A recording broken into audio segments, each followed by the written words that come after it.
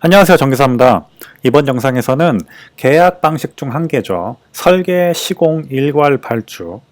우리나라에서는 일명 턴키라고 많이 얘기를 하고요. 영어로는 디자인 빌드라고 하는 계약 방식에 대해서 조금 말씀을 드리겠습니다. 턴키라고 얘기하는 이유는 키만 돌리면은 사용할 수 있을 정도로 모든 과정을 완료한 후에 고객에게 넘긴다라는 개념으로 이런 단어를 사용하는데요. 일단은 제가 여기 제목에 써놓은 세 가지 용어 다 똑같은 의미라고 보시면 되겠습니다.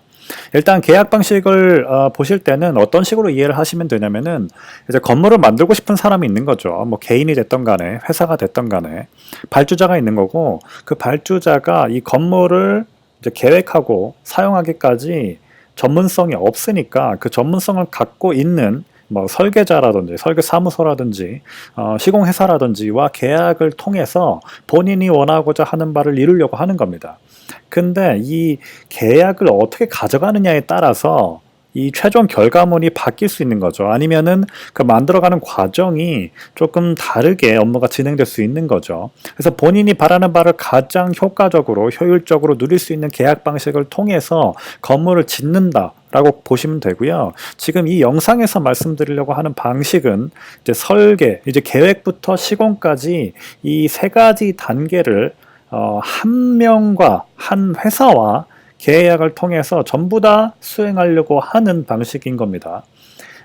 설계사무소와 시공회사가 같이 조인트를 해서 계약을 맺은 다음에 같이 업무를 수행하는 경우도 있고, 아니면 한 회사가 설계부터 시공까지 전부 다 총괄하는 그런 방식으로 업무를 수행한다. 그렇게 보시면 되겠습니다.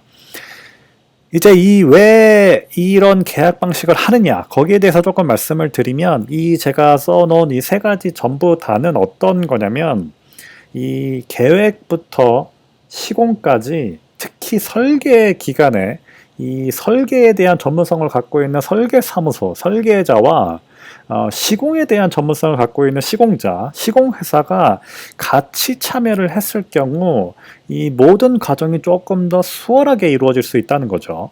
제가 여기 써놓은 걸 읽어보면 공정 간 상호 연계 수준이 복잡해서 설계 시공의 일괄 실행이 필요한 경우, 제가 방금 풀어서 말씀드린 거랑 똑같은 경우죠. 두 번째도 똑같습니다. 복잡 공정으로 분리 발주할 경우에는 이제 설계 변경을 계속 해야 된다는 거죠. 예를 들어 어떤 거냐면, 아무래도 설계자는 시공에 대한 전문성이 조금 떨어지다 보니까 설계를 이런 식으로 했는데 시공자가 봤을 때는 이런 식으로 우리가 건물을 지으면은 굉장히 비효율적이다라는 얘기를 해서 설계 변경을 요청한다거나 하는 일들이 벌어질 수 있습니다. 근데 그런 것들이 굉장히 자주 이뤄지면 굉장히 비효율적이게 되겠죠. 시공기간이 늘어난다거나 아니면은 설계사무소 같은 경우에는 설계를 다 끝내고 이제 넘겼는데도 불구하고 계속 일이 남아있는다거나 그런 일들이 발생하겠죠.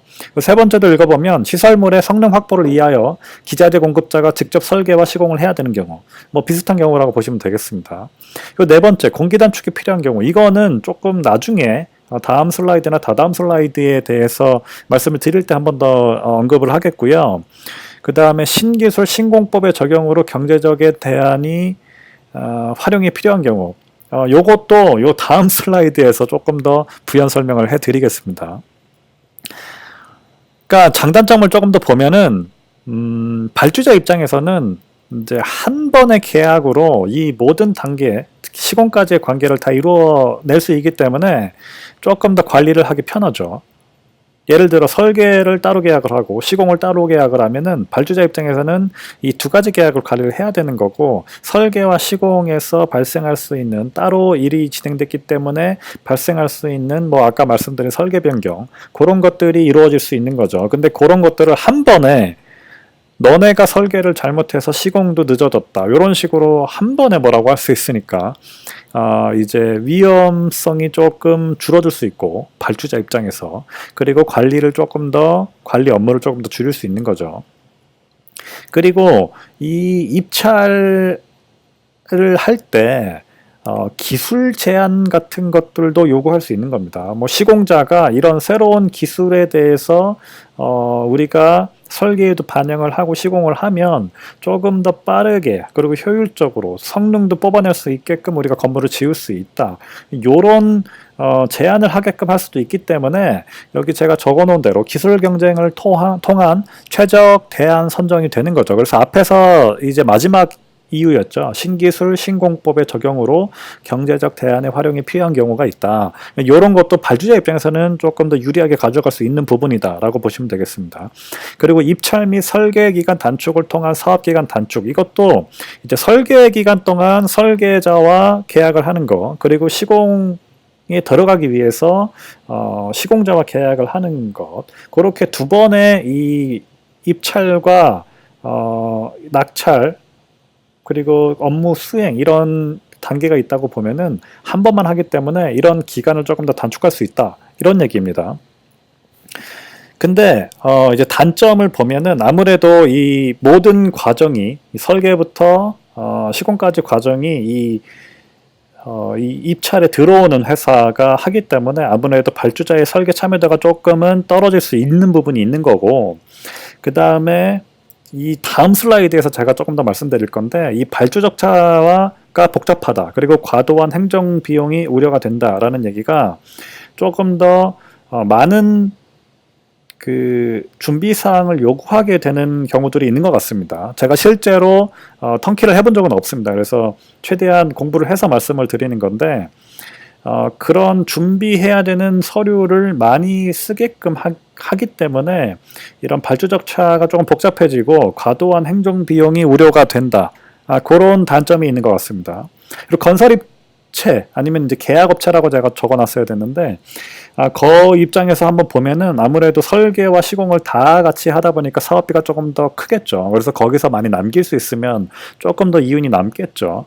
그리고 아무래도 설계와 시공 조직의 협력 관계가 있기 때문에 조금 서로 구성원들이 지식을 많이 배울 수 있다거나, 그리고 시공자 입장에서는 설계 단계에서부터 참여를 하기 때문에 시공성에 대한 고려를 하면서 설계를 할 수 있는 그런 장점이 있다고 보시면 되겠습니다. 근데 이제 단점으로 보면은 이제 설계 단계가 끝나고 입찰에 들어가는 거랑 설계부터 하는 거랑 을 보면은 아무래도 사업 내용이 조금 더 불확실하겠죠. 본인이 설계까지 해야 되니까. 그래서 그런 부분이 조금 단점일 수 있는 거고, 아무래도 사업 요 입찰 비용 증대도 아까 제가 준비해야 되는 서류를 많이 요구하게 된다, 약간 요런 얘기를 드렸는데, 그런 부분 때문에 입찰 비용이 증대하는 부분이 단점이라고 보시면 되겠습니다. 그래서 제가 조금 더 이 부분에 대해서 부연 설명을 해드리기 위해서 신문 기사들을 찾았는데요. 이 신문 기사들의 링크는 제 영상 설명란에다가 공유를 하도록 하겠습니다. 제가 앞에서 입찰에 들어갈 때 준비해야 되는 서류를 굉장히 다양하게 가져간다라는 얘기를 했는데, 우리나라 같은 경우에는 2011년도 기사를 보면은 국내 턴키 입찰에서 필요한 제출 자료 준비 비용은 총 공사비의 2.45%를 차지해서 해외보다 4배에서 5배 정도 높았었다라는 얘기를 했었습니다. 지금 현재는 어떤지는 모르겠는데, 입찰을 들어간다라는 말은 뭐냐면은 본인이 안 될 수도 있다는 얘기죠.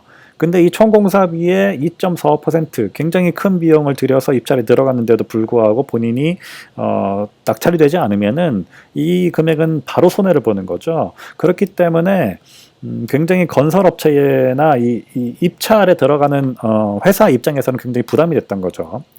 그래서 최신 이제 작년 기사를 보면은 썰렁한 턴키 시장, 대형사들도 외면해요라는 제목의 기사가 있었습니다.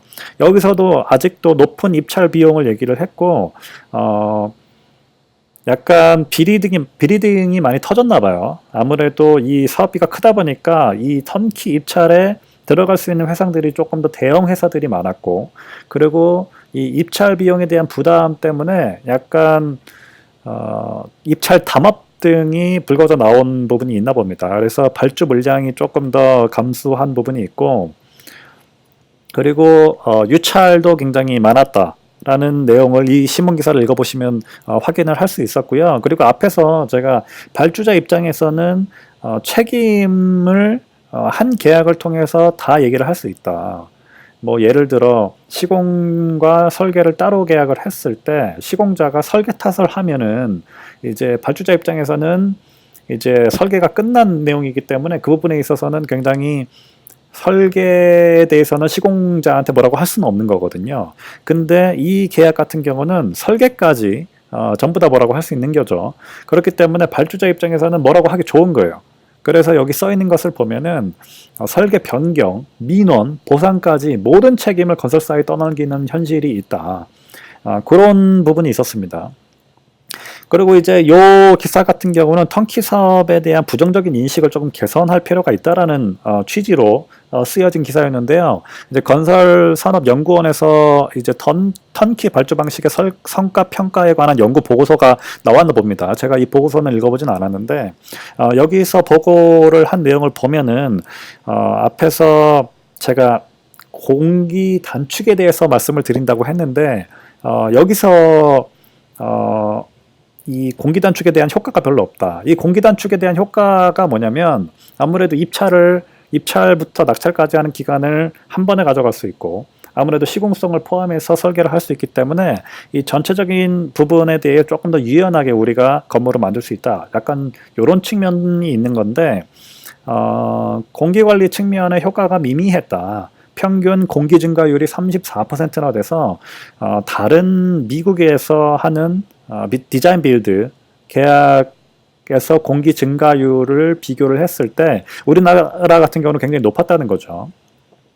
그리고 반면에 이제 공사비 같은 경우에서는 이 공사 비용의 증액률 이제 실제로 공사를 하다 보면은 이제 우리가 뭐 설계에서 빠뜨린 부분이라든지 등등 일이 있어서 공사비가 조금 늘어나는 경우들이 있는데 그런 것들이 굉장히 양호했다.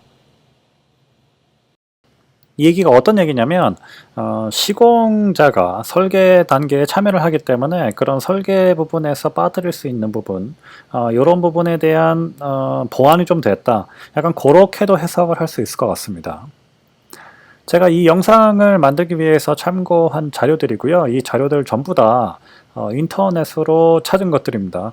혹시나 한번 더 턴키에 대해서 더 많은 정보를 알고 싶고 저보다 훨씬 전문성이 있고 있으신 분들이 작성한 보고서들을 읽어보시면은 조금 더 이 계약 방식에 대해 시야가 넓어지실 거라고 보고요. 제가 알고 있는 부분, 제가 이해하는 부분을 최대한 설명을 해드리려고 했습니다. 정기사였습니다. 감사합니다.